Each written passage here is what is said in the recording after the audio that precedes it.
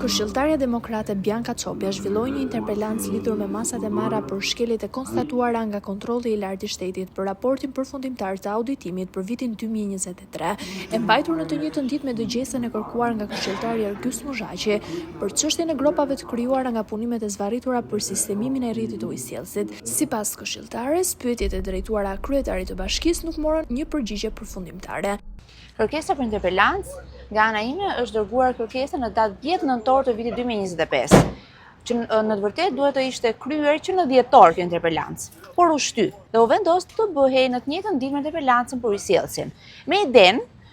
që të ishte sa më pak e vëmendshme në lidhje me këtë interpelancë dhe të kishte sa më pak kohë për kryen e kësaj interpelance. Problematika kryesore që unë kam ngritur ka lidhje me tenderin për karburantin, me problematikat e investimit në rrugën 11 nëntori që është kryer me inxhinier të pacertifikuar, me problematika në dokumentimin e materialeve, me problematika të cilat lidhen me të gjitha procedurat e prokurimit publik në Bashkinë Elbasan, të cilat favorizojnë një operator apo dikë tjetër vetëm me anë të kushteve që ato vendosen dhe